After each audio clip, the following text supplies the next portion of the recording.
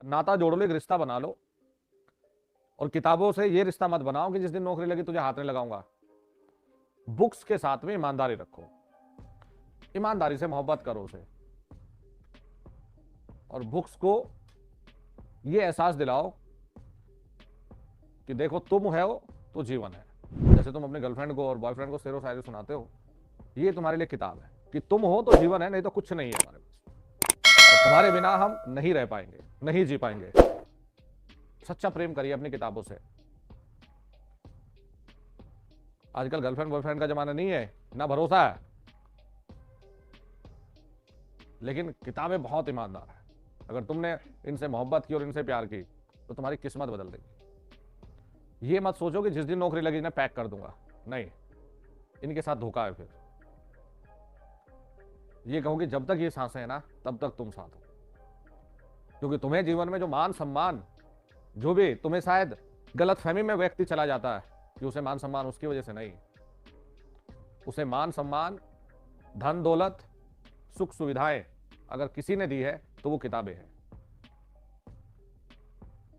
वो किताबों ने दी है।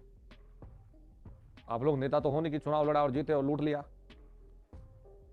आप लोग जो पाएंगे अपने माता पिता के लाइफ स्टाइल में सुधार कर पाएंगे। तो मैं कह रहा हूं तुम्हें तो ये इनकी पूजा करनी चाहिए, जीवन भर पूजा करनी चाहिए। अगर ये नहीं होती तो तुम लोगों की क्या हालत होती। तो इनसे शॉर्ट ड्यूरेशन वाली मोहब्बत मत कीजिए, इनसे जीवन भर के लिए नाता जोड़िए, जीवन भर मोहब्बत कीजिए किताबों से।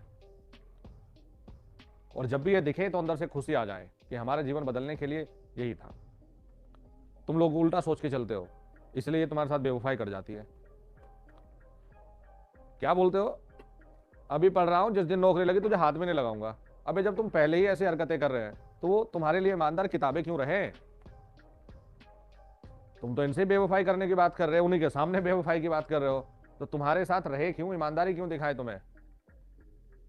इसलिए लाइफ में अगर किसी की इच्छा है, रियल में किसी की इच्छा है कि कुछ अच्छा करना है, बड़ा करना है, हमेशा बढ़ते हुए जाना है, तो किताबों से सच्ची मोहब्बत करनी शुरू कर दो, ना तुम्हारी लाइफ बदल दे।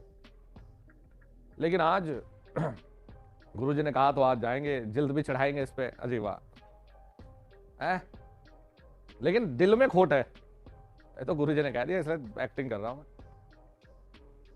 नहीं तो मैं, तुमने, मशीन ने मुझे बहुत परेशान किया, मैं तुम्हें हाथ भी ना लगाऊं।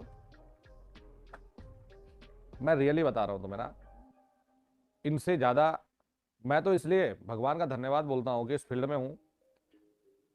इसीलिए मेरे घर के हर कोने में किताब मिलेंगे तुम्हें, क्यों किताबें इतनी सारी है। और ऐसा नहीं है कि बहुत बहुत पुरानी जो किताब है, बहुत पुराने जो नोट्स है वो भी प्रॉपर संभाल के रखे हुए। कई बार लेकर भी आता हूं क्लास में, जो कुछ पुराने टाइम के न्यूमेरिकल कराने होते हैं, तो हर एक कोने में किताब है। और हमारे घर के एक एक सदस्य को ये पता है कि जो कुछ है हम लोग किताब की वजह से है, इन किताबों की वजह से है।